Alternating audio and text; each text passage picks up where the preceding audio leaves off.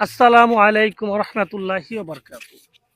তো আজকে আপনাদের মাঝে আবারও একটা স্বামী স্ত্রী বশীকরণ তাবিজ নিয়ে আলোচনা করব। তো আজকে যে তাবিজটা নিয়ে আলোচনা করবো এটা 100% একটা কুফরি তাবিজ এবং কার্যকরী তাবিজ।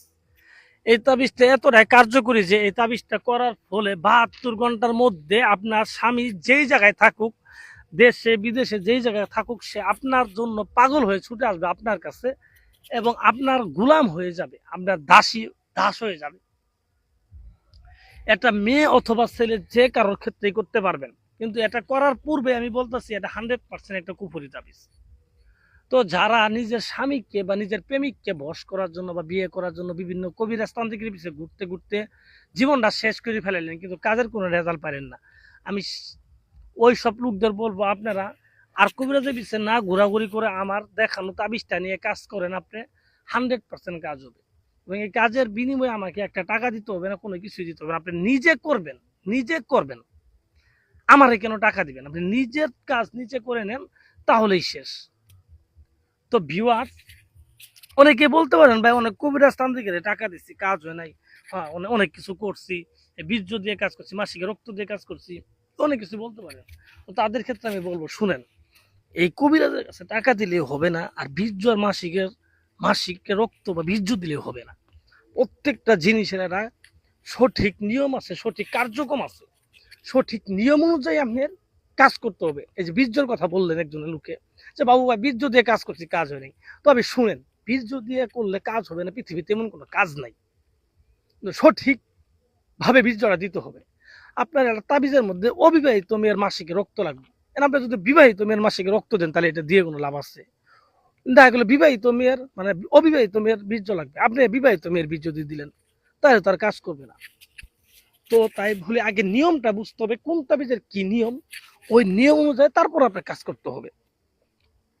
তো যাই হোক, আমি কথা বাড়াবো না। আজকে যে তাবিজটা নিয়ে আলোচনা করতেছি এটা খুবই গুরুত্বপূর্ণ তাবিজ এবং খুবই শক্তিশালী। এটা আমার মুখের কথা না, আপনারা করবেন, হ্যাঁ করার পরে তারপরে রেজাল্ট পাবেন, তারপর আমার বলবেন। তো ভিউয়ার্স, আসলে আমি আপনাদের মাঝে কথাটা বাড়াইতে চাইতেছি না, কথা বাড়াইলে সারাদিন কথা বলা যাবে, কিন্তু কথা বলার চেয়ে আপনার গুরুত্বপূর্ণ বিষয় হচ্ছে বিষয়টা আপনাকে বোঝানো। আপনার যদি আমি অল্প কথাতে বুঝাইতে পারি, সেই ক্ষেত্রে তো আমার এত কথা বলার কোনো প্রয়োজন নাই। কারণ কথা বেশি বললে যে আমি বেশি জানালা এরকম বিষয় না, খালি কলসি বাজে বেশি। তো যাই হোক, আসলে আমি কথা বাড়াবো না। কিভাবে কাজটা করবেন? এই কাজটা করতে হবে যে কোনো একটা মঙ্গলবারের দিন। আপনি মঙ্গলবার ছাড়া এটা কাজটা আজীবন করলেও কাজ হবে না, কিন্তু মঙ্গলবারের দিন করা লাগবে, কারণ এটা নিয়ম মঙ্গলবারের দিন করাই। মঙ্গলবারের দিন ঠিক দুপুর বেলা, সূর্য যখন মাথার উপরে, তো ওই সময় আপনাকে এই কাজটা করতে হবে। এই কাজটা ঠিক দুপুর বেলা নিজের ঘরে বসে লিখবেন, কিন্তু একা থাকতে হবে, কোনো লোক থাকা যাবে না, একাই এই তাবিজটা লিখবেন। লেখার সময় অবশ্যই জায়নামাজ বিছায়া পশ্চিম দিক মুখ করবেন, মুখ করে সমস্ত শরীরের কাপড় চোপড় ফেলাই দিবেন, শরীরে একটা চুল পরিমাণ তাবিজ রাখা যাবে না, কিচ্ছু রাখা যাবে না, একেবারে অলঙ্গ হয়ে পশ্চিম দিক করে মুখ করে একটা সিজ্জা দিবেন, সিজ্জা দিয়ে উঠে তারপরে তাবিজটা লিখবেন। তাবিজটা লিখবেন কার মধ্যে? তাবিজটা লিখতে হবে আপনার ব্যবহার করা মেয়েদের পেন্টি বা ব্রা, কিন্তু সেটা হবে অবিবাহিত মেয়ে, বিবাহিত দিলেও হবে না। পেন্টি বা ব্রা, পেন্টি হলে সবচেয়ে ভালো। পেন্টির মধ্যে আপনি এই তাবিজটা লিখবেন। কি দিয়ে লিখবেন?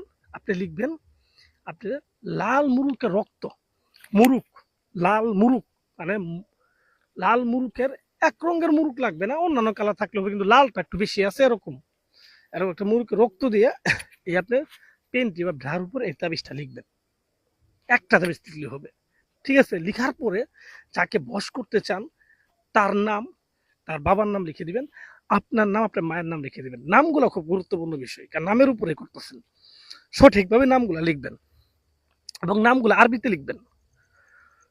তো লিখার পরে আপনি এই পেনটিটাকে সুন্দর করে তাবিজটাকে বলরাবেন, বলডানোর পরে এই তাবিজটার উপর আপনি ওখানে বসে প্রস্রাব করে দিবেন। যদি প্রস্রাব দিতে আসে তাহলে ওখানে বসেই থাকবেন, একটু হলেও প্রস্রাব দিবেন।